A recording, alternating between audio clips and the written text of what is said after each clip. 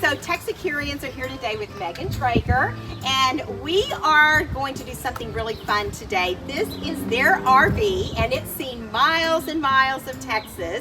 Megan, does this have a name? It does. This is actually Adventure. It is our 30-foot Airstream and part of our family.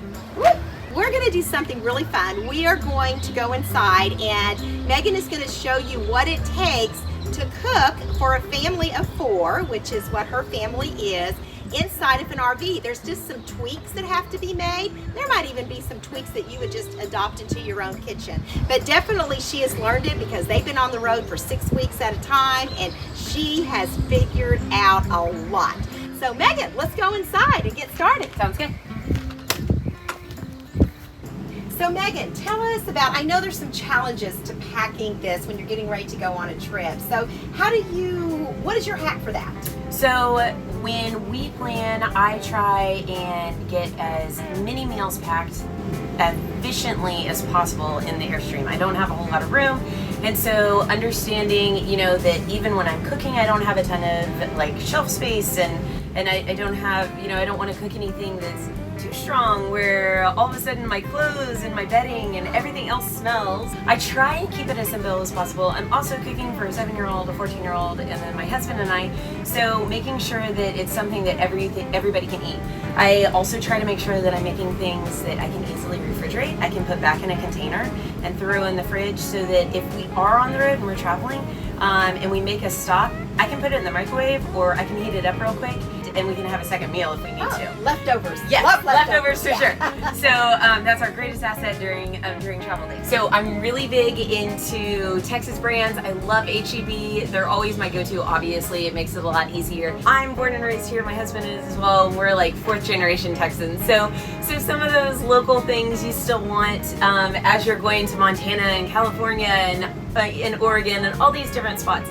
Obviously you want to enjoy the local flair while you're there, but when we're home, this is our home for a little bit, when we're home we want to enjoy those Texas things. So I grabbed some of H-E-B's corkscrew pasta. That's going to be the first thing that I'm going to start with, and I'm going to boil it just like it says on the instructions.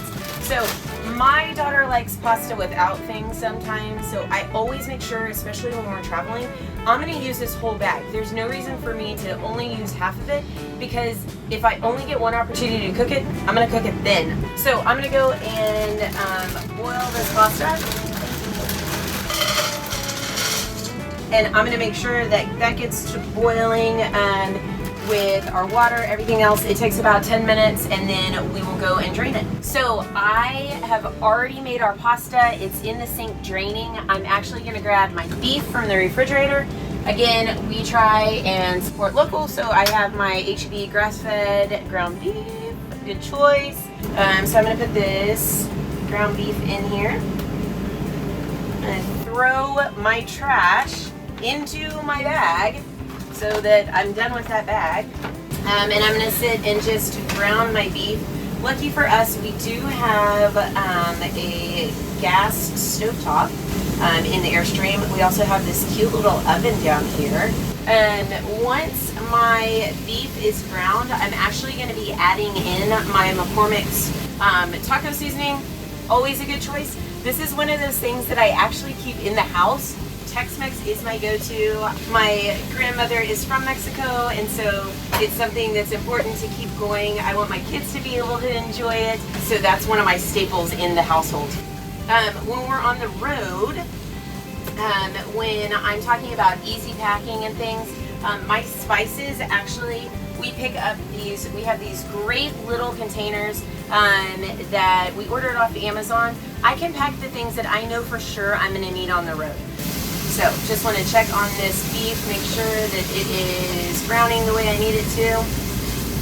So I'm actually going to keep the grease in this pan when I go to add my taco seasoning, because when you're on the road, our pipes, you know, it's a little finicky sometimes. You don't want to pour hot grease down your Airstream pipes. Obviously, it's another thing that we keep in mind, our animals and and the wildlife that we're around, respecting that nature and who those people are, and what they believe in, what they protect, and the animals that they protect, and the nature that they're protecting.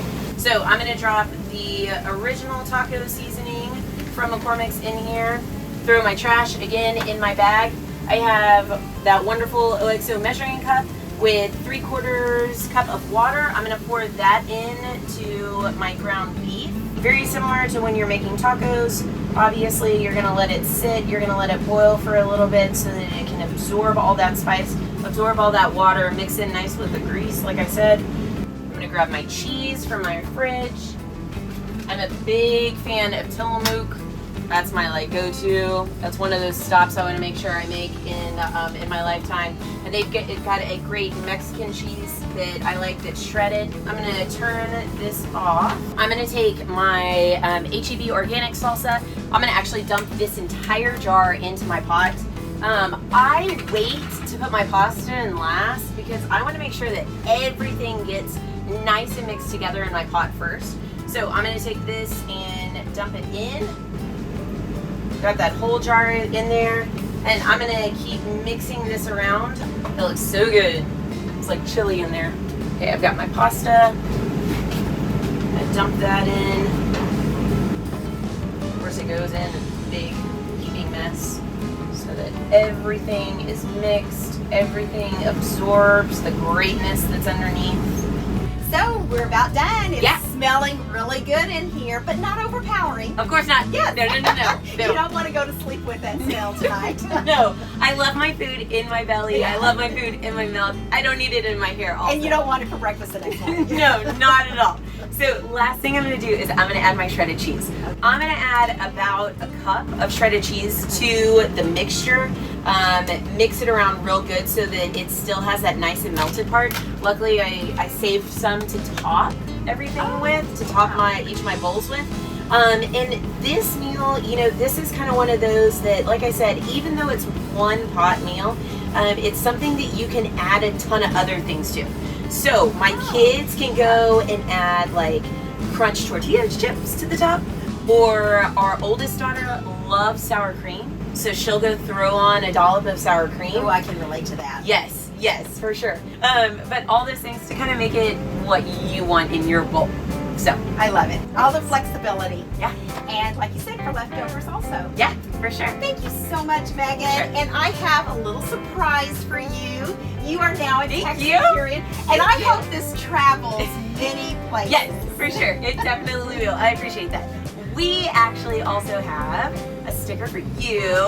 So this is our Hitched Venture sticker. It's artwork by one of the New Braunfels natives, Sarah Heinbaum, who made it for us, painted So our cute. Airstream on the Guadalupe River. So, and we are Hitched Venture.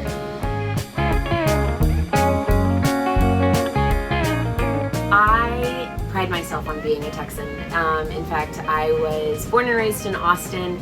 I'm actually a March 2nd Texas Independence baby. I pride myself on being a Texan because, frankly, there's nothing better.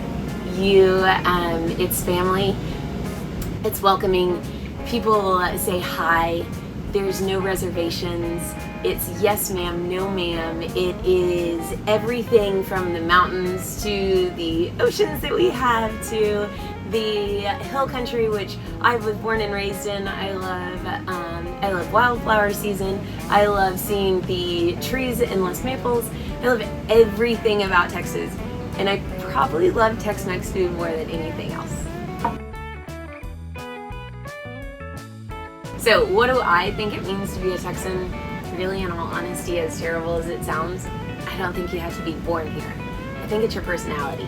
I think it's your manners. I think it's your mannerisms. I think a lot about being Texan is being kind and hospitable, right? We like to cater to people. We love for people to be loud. We love for people to celebrate. We're all about celebrations here in Texas.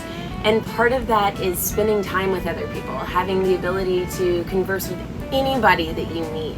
We've got generations of people from Germany, we have generations of people from Mexico and Spain, we have people from Italy and Scotland and England and Africa and all these different types of people. And being a Texan is being hospitable, opening your door saying welcome, come in, here's a drink, let's share some food, let's laugh and share stories.